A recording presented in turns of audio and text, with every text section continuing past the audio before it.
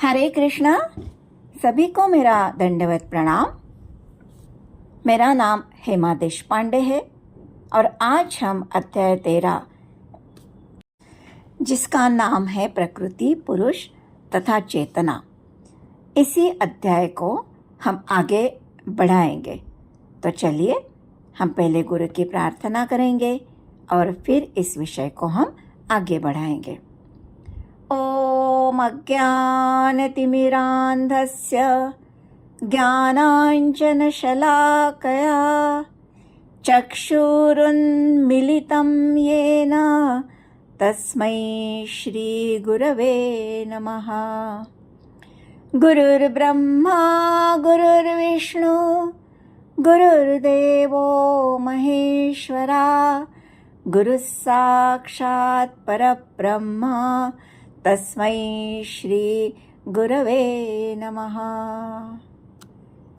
श्रील प्रभुपाद की जय। पिछले रिकॉर्डिंग में भगवान ने हमें क्षेत्र, क्षेत्रज्ञ और ज्ञान के विषय में बताया। अब आगे भगवान हमें ज्ञेय, प्रकृति और पुरुष ये विषयों में बताएंगे। तो चलिए हम इन विषयों में आगे बढ़ते हैं। तो ज्ञेय का अर्थ हम पहले देखेंगे। ज्ञेय यानी जानने योग्य। किस विषय में हमें ज्ञान लेना चाहिए, क्या जानने योग्य है? क्या जो ज्ञान हम इस भौतिक जगत में प्राप्त करते हैं वो जानने योग्य है, या इससे परे भी कुछ ज्ञान है जो हमें जानना चाहिए? भगवान कहते हैं आत्मा और परमात्मा और उसमें जो संबंध है वो स्थापित करने का जो ज्ञान है, उस ज्ञान से हमारा जीवन सफल होगा। व्यक्ति जो सुख ढूंढ रहा है वो इसी में है। इससे वह अमृत का आस्वादन करता है। ये जो आत्मा है वास्तव में ब्रह्म है। ये अनादि है और ये कार्य और कारण से परे है। जैसे भौतिक जगत में मुर्गी का कारण अंडा है और अंडे का कारण मुर्गी है, लेकिन आत्मा इस कार्य कारण से परे है। यह अनादि काल से उपस्थित है और भगवान कहते हैं यह मेरे अधीन है। अमृत का आस्वादन का अर्थ ये है कि जन्म मृत्यु के चक्र से मुक्त होना, और इसी में जीवन का कल्याण है, इसी में जीवात्मा का कल्याण है। जब हमें ये आत्मा शाश्वत है, उसका आगे भी सफ़र है, ये पता चलता है, तो हम अच्छे अच्छे कर्म करने के लिए प्रेरित होते हैं और धीरे धीरे आध्यात्मिक स्वभाव को प्राप्त करते हैं। भगवान को जानना, भगवान की शक्तियों को जानना, भगवान की लीलाओं को सुनना, उनकी गुणों की चर्चा करना, ये सभी ज्ञेय कहलाता है। व्यक्ति को अपने कुछ खानदान के वर्णन सुनकर गौरवान्वित महसूस होता है। परीक्षित महाराज जब घूमने निकलते थे, तब जब वे नगरवासियों से अपने पितामह अर्जुन और प्रिय सखा भगवान श्री कृष्ण की चर्चा सुनते थे तो उन्हें बहुत अच्छा लगता था। प्रकृति के बहुरंगेपन की चर्चा में तो बुद्धि को कष्ट ही होता है। आनंद तो आत्मा और परमात्मा की चर्चा में है, क्योंकि जीव का स्वरूप कृष्ण का दास होने के रूप में है। यह कृष्ण की तटस्था शक्ति है। इसका कृष्ण में भेद भी है और अभेद भी है। यह कृष्ण के स्वतंत्र आत्मा के स्फुल्लिंग के रूप में है। कृष्ण के गुणों से समानता रखने वाला है। जैसे समुद्र का पानी और उसकी एक बूंद, दोनों में एक ही गुण है, लेकिन संख्या में बहुत अंतर है। देखिए, एक अग्नि का कुंड है तो उसकी चिंगारी आत्मा है। दोनों में प्रकाश है, लेकिन एक सूर्य के समान है और दूसरा उसके किरण के समान है। सूर्य से ही किरण है और किरण सूर्य की महिमा स्थापित करती है। आत्मा और परमात्मा दोनों अनादि है, लेकिन आत्मा परमात्मा के अधीन है। 24 तत्वों के बाद आत्मा 25 और परमात्मा 26वां तत्व है। जो 24 तत्वों से अलग है। अब आगे भगवान परमात्मा का वर्णन करेंगे, उसकी विशेषता बताएंगे। उसकी पहली विशेषता है सर्वव्यापकता। परमात्मा हर जगह विद्यमान है, कण कण में है। उसके हाथ पांव सब जगह फैले हुए हैं। उसकी आंखें और मुंह सर्वत्र है। भगवान सभी के इंद्रियों के स्रोत है, उनके स्वामी है। इसीलिए तो उन्हें ऋषिकेश भी कहा जाता है। लेकिन फिर भी वो इंद्रियों से परे है। उनकी इंद्रियां दिव्य होती है। हमारा शरीर और हमारी आत्मा ये अलग अलग है, लेकिन यह भेद भगवान में नहीं है। वे किसी भी अंग से किसी भी अंग का कार्य कर सकते हैं। गोलोक में रहकर भी वे सभी भोगों का स्वीकार करते हैं। वे सभी के पालन करता है। सभी गुणों के स्वामी होकर भी वे निर्गुण हैं। वे इन सब गुणों से परे है। वे अचिंत्य है। वे बहुत दूर होकर भी सबके निकट है।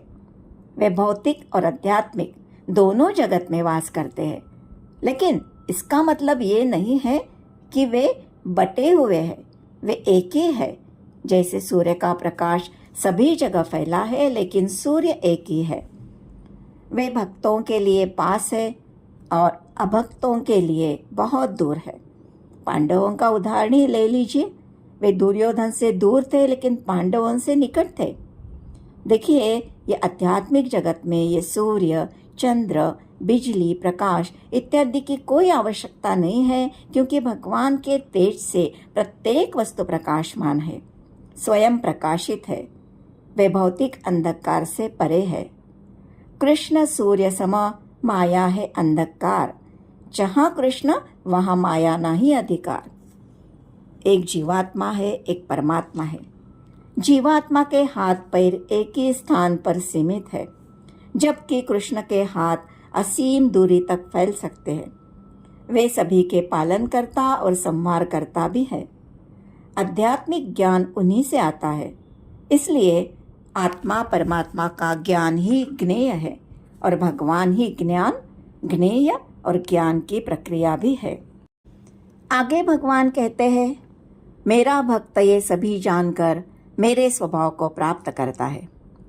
ये ज्ञान योग का क्षेत्र है, लेकिन इसमें भक्ति की ही व्याख्या की गई है। ज्ञान योगी को भी भगवान को समझने के लिए भक्ति का ही सहारा लेना पड़ता है। इस तरह से हमें क्षेत्र, क्षेत्रज्ञ, ज्ञान और ज्ञेय ये क्या है इसका वर्णन मिल गया। अब आगे हम प्रकृति, पुरुष और उनका संयोग क्या है ये देखेंगे। प्रकृति और पुरुष दोनों शाश्वत है। पुरुष भी दो है, एक आत्मा और दूसरा परमात्मा। आत्मा जो शाश्वत है और प्रकृति अनादि है। हमें लग सकता है कि शरीर जो प्रकृति से आता है वह तो नश्वर है, तो प्रकृति अनादि कैसे? इसका स्पष्टीकरण हम देखेंगे। देखिए, प्रकृति अलग अलग प्रकार के रूप की वस्तुएं निर्मित करती है, जिसका रंग रूप अनित्य है, जो बदलता रहता है। लेकिन जिन तत्वों से वो बना है वे अनादि है। इसके लिए उदाहरण हम देखेंगे। जैसे एक बिल्डिंग जिन तत्वों से बनी है, अगर वो बिल्डिंग उद्ध्वस्त हो गई तो भी वे तत्व यानी रॉ मटेरियल तो वैसे ही रहेगा ना। इसलिए इस प्रकृति को अनादि कहा जाता है।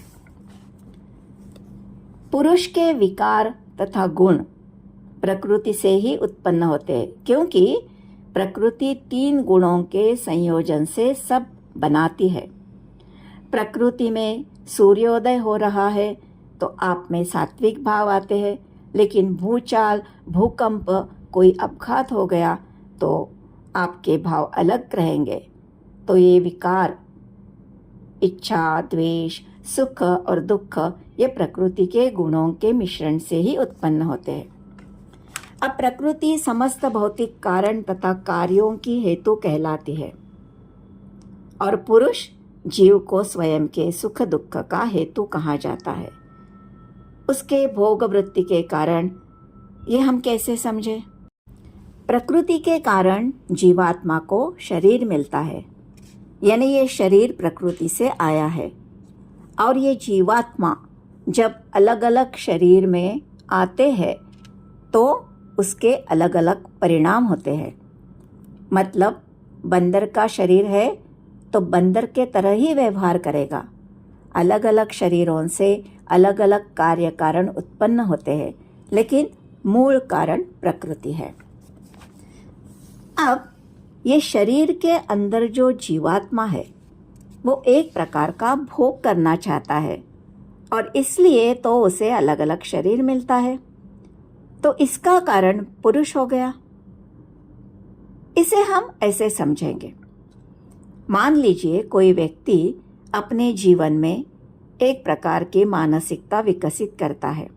उदाहरण के लिए मांस खाना उसे बहुत अच्छा लगता है, तो प्रकृति ये समझती है और उसे सिंह का शरीर प्रदान करती है।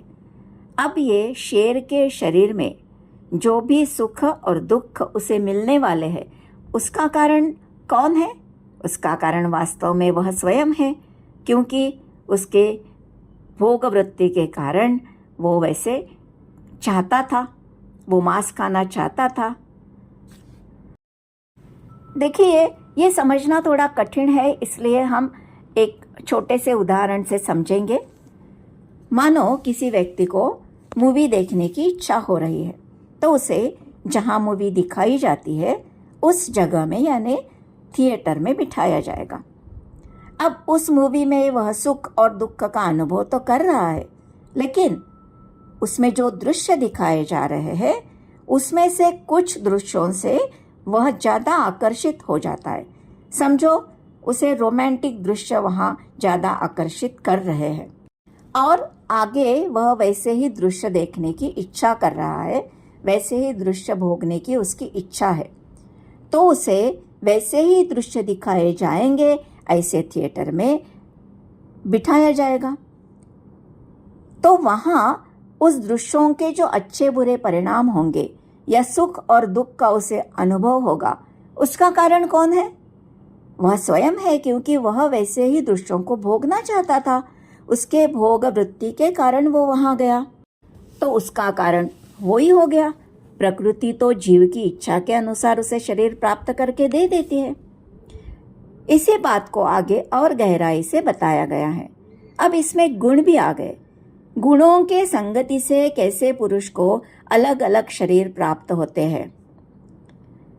इस प्रकार भौतिक प्रकृति में यानी स्वयं के शरीर में स्थित होकर जीवात्मा प्रकृति से ही उत्पन्न गुणों का भोग करके जीवन बिताता है।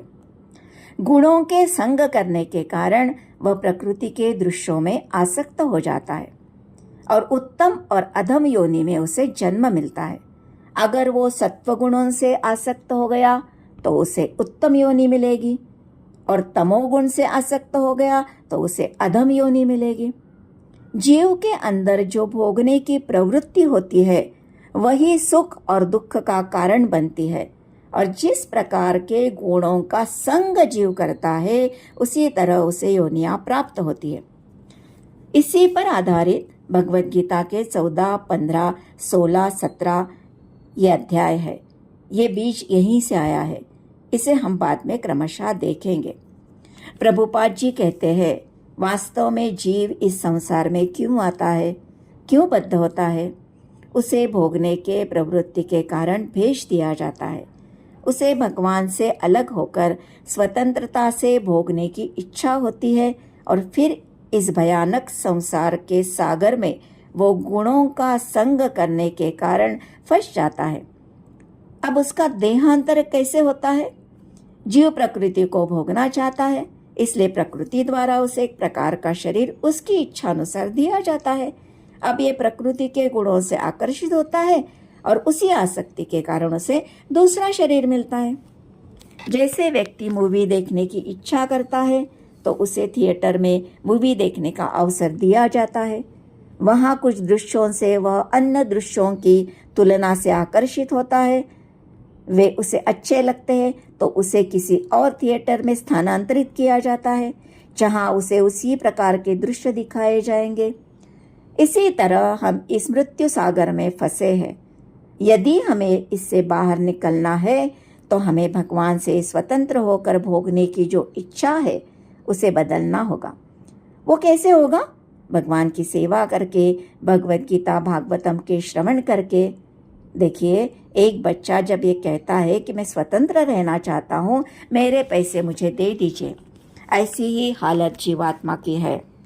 कहता है मुझे स्वतंत्र भोग करना है, तो भगवान उसे इस प्रकृति में भेज देते हैं और फिर प्रकृति में उसे और इच्छाएं उत्पन्न होकर वह और फंसता जाता है और कष्ट भोगता है, अलग अलग योनियों में घूमता रहता है। भगवान से विमुख होकर हम यहाँ दुखालय में पड़े हैं। इसलिए हमें समझना है कि अब हमें हमारी इंद्रियां भगवान की सेवा में ही लगानी है। हम भोक्ता नहीं है, परमात्मा परम भोक्ता है, इसलिए उन्हीं के प्रसन्नता में हमारी प्रसन्नता है। वही वास्तविक पुरुष है। हमारे शरीर में आत्मा के साथ एक दिव्य भोक्ता है, ईश्वर है, परम स्वामी है, साक्षी है तथा अनुमंता है, जो परमात्मा है। लेकिन आत्मा स्वयं भोग करना चाहता है, स्वयं को स्वतंत्र समझता है। जैसे छोटा बच्चा ये सोचता है कि मैं माता पिता से स्वतंत्र रहकर सब कुछ कर पाऊंगा। इस तरह की स्वतंत्रता का अर्थ है समस्याओं को निमंत्रण देना।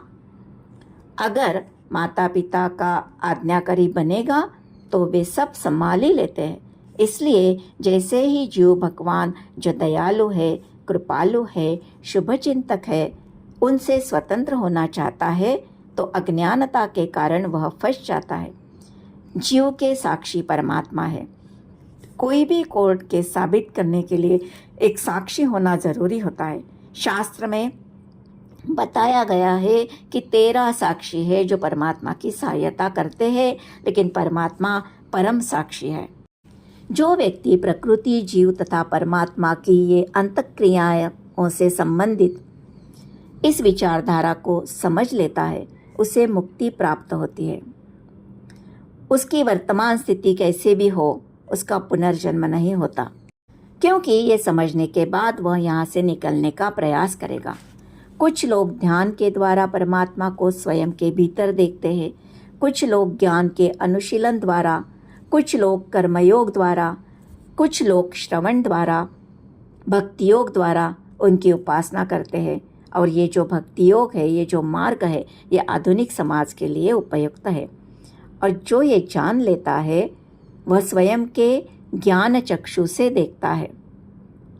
जिस तरह सामान्य व्यक्ति की आंखें और डॉक्टर की आंखें इस भौतिक जगत में अलग है, डॉक्टर स्वयं के ज्ञान से देखेगा, वैसे ही जब कोई ये स्वयं के ज्ञान चक्षु से देखेगा तो उसका दृष्टिकोण बदलेगा।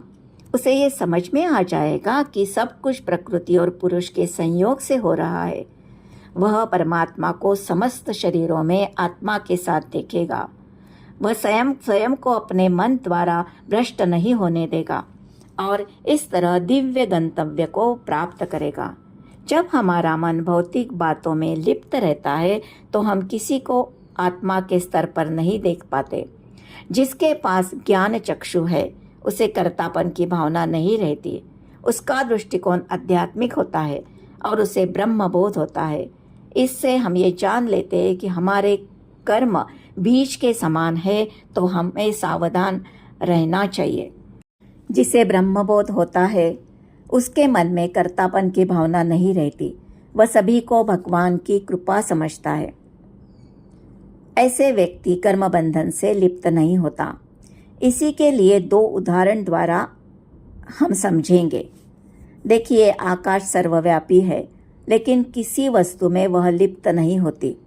इसी तरह ब्रह्म दृष्टि में स्थित आत्मा शरीर में स्थित रहते हुए भी शरीर से लिप्त नहीं होता। और जिस प्रकार सूर्य अकेले ही सारे ब्रह्मांड को प्रकाशित करता है, उसी प्रकार शरीर के भीतर स्थित ऐसी आत्मा सारे शरीर को चेतना से प्रकाशित करती है। स्वतंत्रता हमारा जन्म सिद्ध अधिकार है, लेकिन ये शरीर हमें उस स्वतंत्रता से सीमित करता है। इसलिए हमें इससे परे जाकर स्वतंत्र होना चाहिए। हमें जागने की आवश्यकता है। स्वयं को हमें पहचानना है। ये अंधेरे से हमें निकलकर उजाले में आना है। जो ये जान जाता है कि वह अकेला नहीं है, उसके साथ परमात्मा है, उसे अकेलापन कभी नहीं सताएगा। ये सब सुनने के बाद हमें ज़रूर इस परमात्मा को प्राप्त करने का प्रयास करना चाहिए। इसी के साथ मैं इस जटिल अध्याय को समाप्त करती हूँ। थोड़ा कठिन विषय है।